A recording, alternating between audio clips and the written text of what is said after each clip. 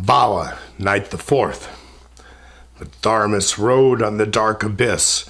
The voice of Tharmas rolled over the heaving deluge. He saw Los and Enitharmon emerge in strength and brightness from the abyss. His bowels yearned over them. They rose in strength above the heaving deluge. In mighty scorn, red as the sun in the hot morning of the bloody day, Tharmas beheld them. His bowels yearned over them. And he said, "Wherefore do I feel such love and pity? Enion, Enion. Lovely, lovely Enion, how is this? All my hope is gone forever, fled like a famished eagle, eyeless, raging in the vast expanse. Incessant tears are now my food, incessant rage and tears deathless forever. Now I wander seeking oblivion in torrents of despair in vain. For if I plunge beneath, stifling I live. If dashed in pieces from a rocky height, I reunite in endless torment. Would I had never risen from death's cold sleep beneath the bottom of the raging ocean. And cannot those who have once loved ever forget their love? Love and rage the same passion? They are the same in me. Are those who love, like those who died, risen again from death, immortal, in immortal torment, never to be delivered? Is it not possible that one risen again from death can die? When dark despair comes over me, can I not flow down into the sea and slumber in oblivion? Anion.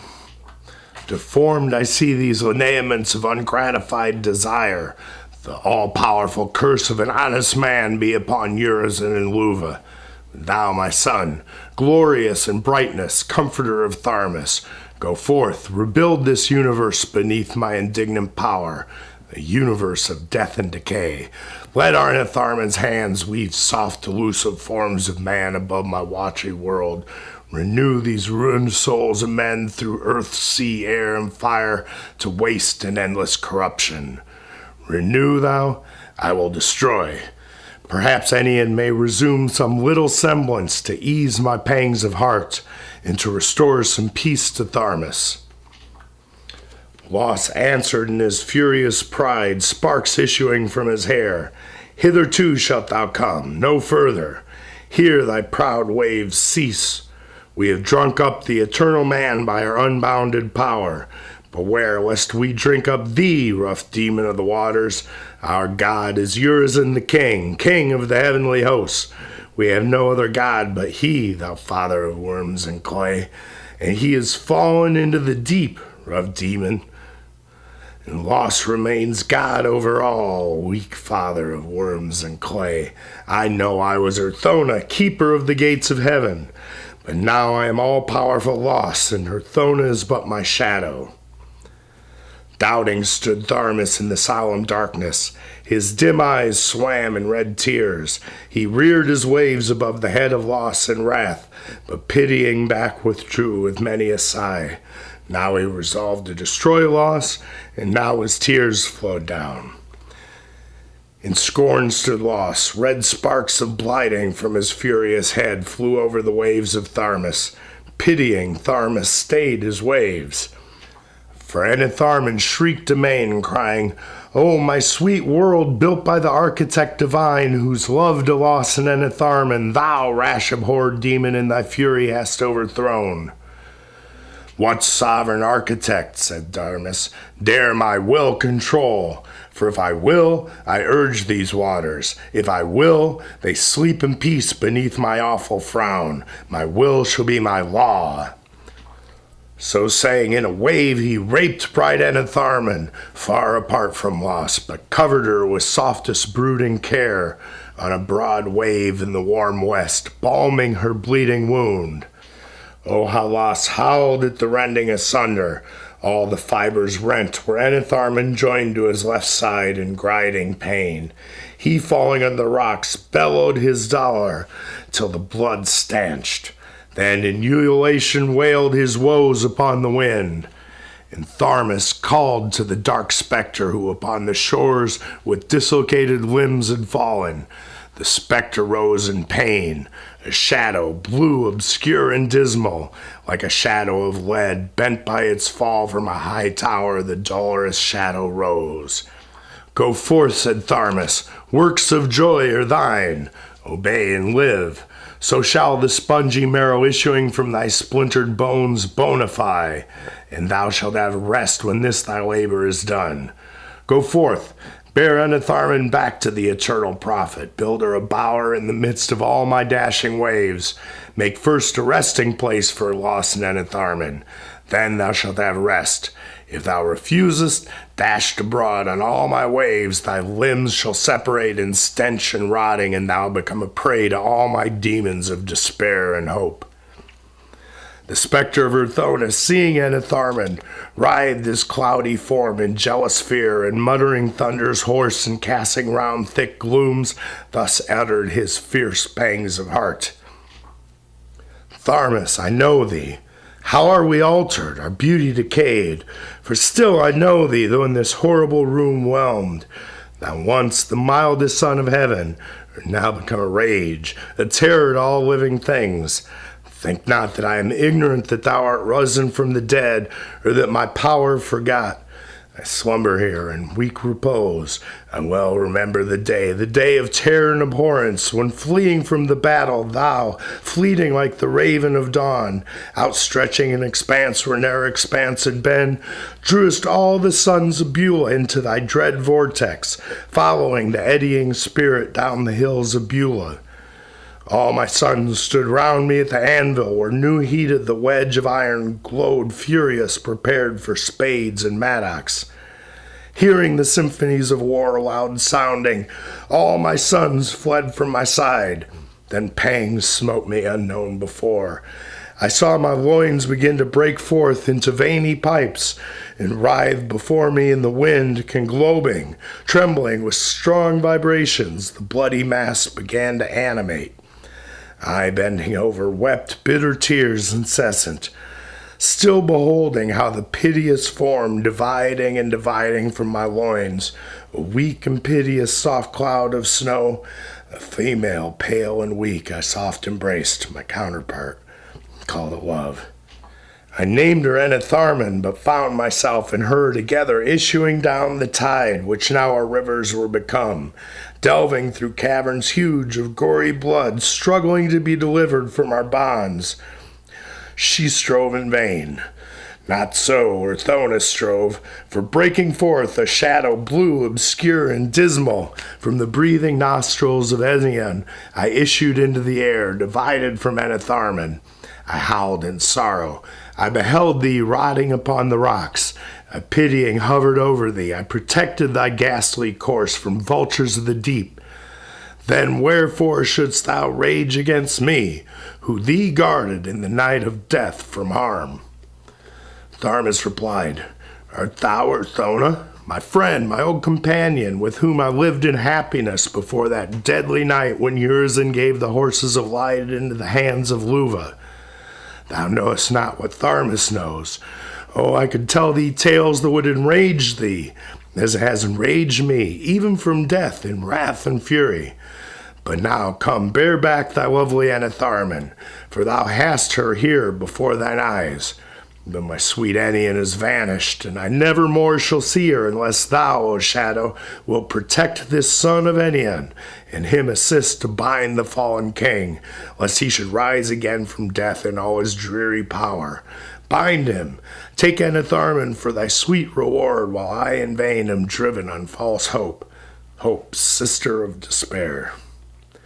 Groaning, the terror rose and drave his solid rocks before upon the tide, till underneath the feet of loss a world dark dreadful rose, and Enetharmon lay at loss's feet. The dolorous shadow joyed, weak hope appeared around his head. Tharmas before loss stood, and thus the voice of Tharmas rolled. Now all comes into the power of Tharmas. Urizen is fallen, and Luva hidden in the elemental forms of life and death. Urthona is my son. Lost thou art Urthona, and Tharmas is God. The eternal man is sealed, never to be delivered. I roll my floods over his body. My billows and waves pass over him. The sea encompasses him, and monsters of the deep are his companions. Dreamer of furious oceans, cold sleeper of weeds and shells, the eternal form shall never renew. My uncertain prevails against thee, yet though I rage, God over all. A portion of my life that in eternal fields in comfort wandered with my flocks at noon, and laid her head upon my wearied bosom at night, she is divided. She is vanished, even like Luva and Vala. Why did foul ambition seize thee, Urizen, Prince of Light? And why thee, O Luva, Prince of Love, till Tharmas was divided? And I, what can I now behold but an eternal death before my eyes, and an eternal weary work to strive against the monstrous forms that breed among my silent waves? Is this to be a god? Far rather would I be a man, to know sweet science and to do with simple companions, sitting beneath a tent and viewing sheepfolds and soft pastures. Take thou the ham of Urthona, rebuild these furnaces. Dost thou refuse? Mind I the sparks that issue from thy hair. I will compel thee to rebuild by these my furious waves. Death choose, or life. Thou strugglest in my waters, now choose life, and all the elements shall serve thee to their soothing flutes, their sweet inspiriting lyres thy labors shall administer, and they to thee only remit. Not faint, not thou, my son, now thou dost know what 'tis to strive against the demon of waters. So saying, Tharmas on his furious chariots of the deep departed far into the unknown, and left a wondrous void round Los. Afar his waters bore on all sides round, with noise of wheels and horses' hoofs and trumpets' horns and clarions. Terrified Los beheld the ruins of Urizen beneath, a horrible chaos to his eyes, a formless, unmeasurable death, whirling up broken rocks on high into the dismal air, and fluctuating all beneath in eddies of molten fluid. Then Law with terrible hands seized on the ruined furnaces of Urizen. Enormous work, he builded them anew, labor of ages in the darkness and the war of Tharmas, and Los formed anvils of iron petrific, for his blows petrify with incessant beating many a rock, many a planet. Urizen slept in a stone stupor in the nether abyss, a dreamful, horrible state in tossings on his icy bed, freezing to solid all beneath. His gray, oblivious form stretched over the immense, heaves and strong shudders, silent his voice in brooding contemplation, stretching out from north to south its mighty power. Round him Los rolled furious his thunderous wheels from furnace to furnace, tending diligent the contemplative terror, frightened in his scornful sphere, frightened with cold infectious madness, in his hands the thundering hammer of Urthona, forming under his heavy hand the hours, the days and years, in chains of iron round the limbs of Urizen, linked hour to hour, and night to day, and day to night, and year to year, in periods of pulsative furor, mills he formed, and works of many wheels resistless in the power of dark Urthona. But Enitharmon, wrapped in clouds, wailed loud, for his loss beat the anvils of Urthona link by link, the chains of sorrow warping on the winds and whirling round in the dark deep, lashed on the limbs of Enitharmon. And the sulphur fires belched from the furnaces wreathed round her, chained in ceaseless fire. The lovely female howled, and Urizen beneath deep groaned, deadly between the hammers, beating grateful to the ears of Los. Absorbed in dire revenge, he drank with joy the cries of Enitharmon and the groans of Urizen, fuel for his wrath, and for his pity's secret feeding on thoughts of cruelty. The spectre wept at his dire labors when from ladles huge he poured the molten iron round the limbs of Enitharmon. But when he poured it round the bones of Urizen, he laughed, hollow upon the hollow wind, his shadowy form obeying the voice of Los. Compelled, he labored round the furnaces, And thus began the binding of Urizen day and night in fear, circling round the dark demon with howlings, dismay, and sharp glidings. The prophet of eternity beat on his iron links and links of brass, and as he beat round the howling demon, terrified at the shapes enslaved humanity put on, he became what he beheld, raging against Tharmas's God and uttering ambiguous words blasphemous, filled with envy, firm resolved on hate eternal in his vast disdain. He labored, beating the links of fate, link after link, an endless chain of sorrows. The eternal mind bounded began to roll, eddies of wrath, ceaseless, round and round. In the sulphurous form surging thick, settled a lake, bright and shining clear, white as the snow. Forgetfulness, dumbness, necessity, and chains of the mind locked up, in fetters of ice, shrinking, disorganized, rent from eternity. Lost beat on his fetters and heated his furnaces and poured iron solder and solder of brass. Restless, the immortal enchained, heaving, dolorous, anguished, unbearable, till a roof, shaggy wild, enclosed in an orb his fountain of thought. In a horrible, dreamful slumber like the linked chain, a vast spine writhed in torment upon the wind, shooting pained ribs like a bending cavern, and bones of solidness froze over all his nerves of joy. A first age pass, a state of dismal woe. From the caverns of his jointed spine down sunk with fright a red round globe, hot burning, deep, deep down into the abyss, panting, conglobing, trembling, shooting out 10,000 branches around his solid bones. And a second age passed over.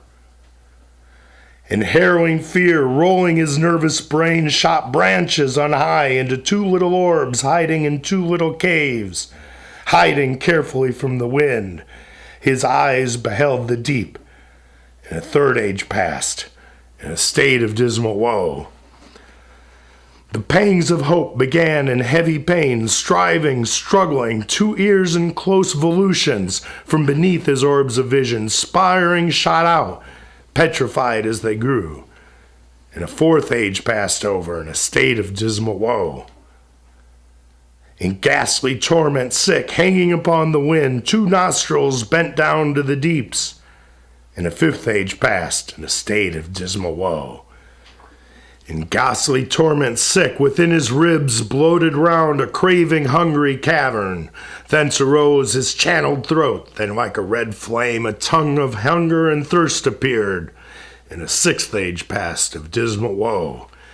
Enraged and stifled with torment, he threw his right arm to the north, his left arm to the south, shooting out in anguish deep, and his feet stamped the nether abyss in trembling, howling, and dismay. And a seventh age passed over in a state of dismal woe.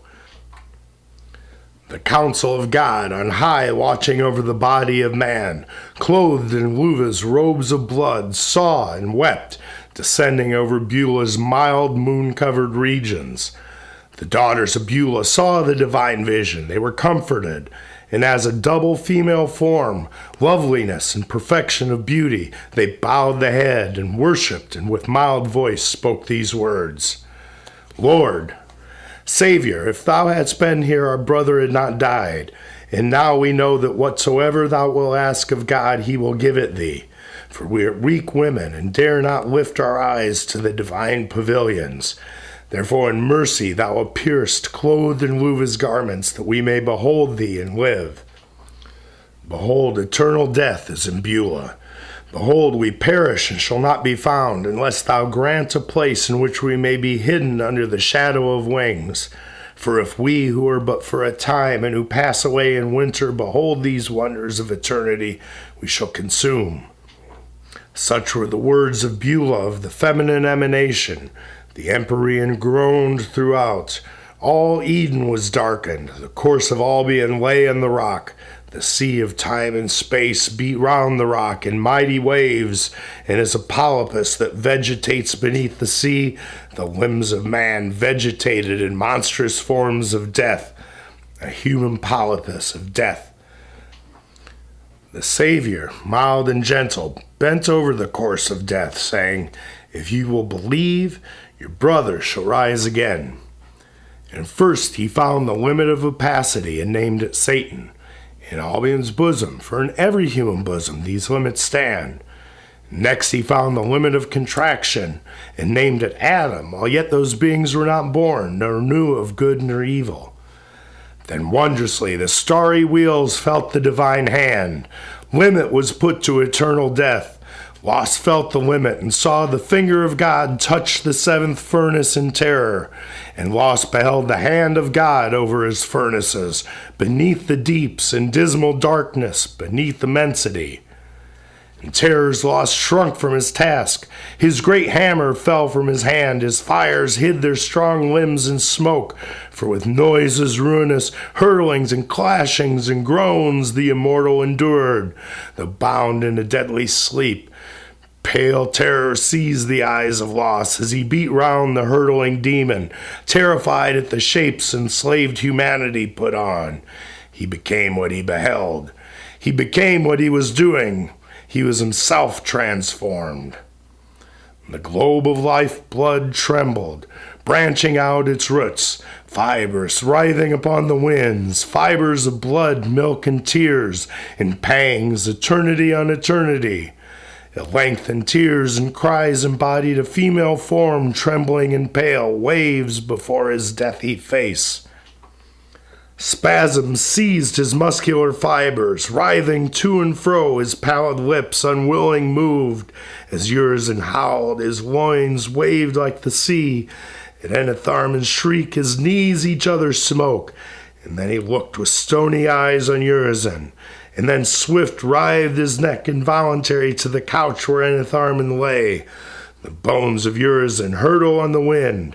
The bones of Lost twinge, and his iron sinews bend like lead and fold into unusual forms, dancing and howling, stamping the abyss. End of the fourth night.